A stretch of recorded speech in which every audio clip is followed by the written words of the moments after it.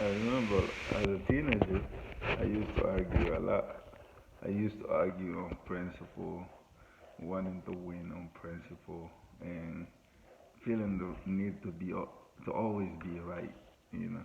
And I feel like most of the time I was right, but I just felt the need to be right all the time. And one day my uncle, my dad's brother, he told me straight up, you don't need to be right. You just need to win. Trying to win, but you're losing. I'm like, how am I losing? He's like, oh, you're always here arguing with your dad, but he's the one paying for everything. If he doesn't pay for your phone, you won't get a phone. If he doesn't pay for the roof over your head, you won't get a roof over your head. If he doesn't pay for your food, your clothes, you won't get anything. And you always want to argue on principle, you know, about little things or how long does it take you to go from Times Square to the Bronx, things like that. You know, or if your dad tell you late coming home because you stopped somewhere, even though you knew you didn't stop, just let him be right, and you're gonna win. You're gonna be relaxed. You go into room, shower, and everything, sleep without arguing with him and being mad.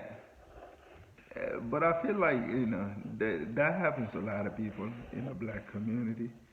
And it happens to us as a community too. We just arguing all the time. We want to be right, but we don't want to win. And when you ask people, nobody want to change. Women don't want to change. Men don't want to change their situation. Younger guys don't want to change. Older guys don't want to change. Young women don't want to change. Older women don't want to change. Everybody always want to defend their position, like how their position is good, how is the other person or other people's position wrong. But as a community, are we winning? We're not winning. We've been losing. We've been losing. Yeah, we have a lot of structural uh, forces against us. Structural, like we have policies against us. We have institutional racism. We have everyday racism. We have bias. People just gonna discount us for good jobs just because of our names, so-called ghetto names, even before seeing the person. And when they see you, they discount you. You can go. You got more background, more diplomas, more experience than some white person. The person will get a call before you get a call. You get a call. They're gonna. It's gonna be like that by default. You know all that it is true, but we also play against ourselves. We play against ourselves. The fact that we don't have strong families, the fact that we feel like having family, we praising the baby mama culture and the baby daddy culture. The fact that like our families are just shelves of what they used to be back in the days, and that plays a lot. Look at all these other communities, like immigrant communities, the Asian community, the Chinese, the Japanese, the Indians, the Pakistanis. You know, they come here. Most of them come here poor. They come here. They don't have money. Some of them come with education, but the most important thing they come with is family, family value. It's true that they didn't have to go through 400 years of slavery, then Jim Crow, then segregation. It's true that like other people, in the scale of white supremacy, the lighter your skin is, the more like white supremacy might incorporate you.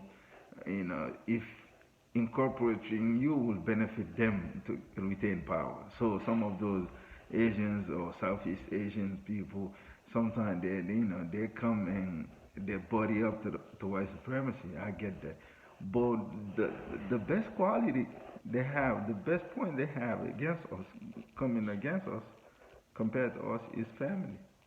It's true that our families might have suffered a lot under all this structural racism, destroying black people, sending black men to jail.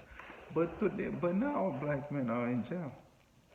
Most black men are like free, have jobs, went to college. So we can make our families stronger, but we have to change mentality. Black men and black women. Black men have to be more responsible, act like they're the head of the family, the neighborhood, the community. And black women have to check themselves. You earning all those diplomas, masters, PhDs, being this, being that, lawyer, banker, will never make you the head of a family if you have a man. And you can never take the daddy's role, the father's role. That will never work. Children need their dad. You can be strong, you can be educated, you can have your own money, and you can watch NBA, NFL. And, oh, this guy, he's from a single mother family, a single parent family, and he made it. You can look at all those outliers, but the reality is that any courtroom you go to in America, any prison you visit in America, any most of the girls you see twerking online, doing crazy things, going into prostitution or going into the porn industry, the adult industry. Most of those people are from single parents household, most likely single mothers when they're black. That's the fact. So you might see some outliers. Single mothers can raise kids to be successful too. Yeah, you have outliers there.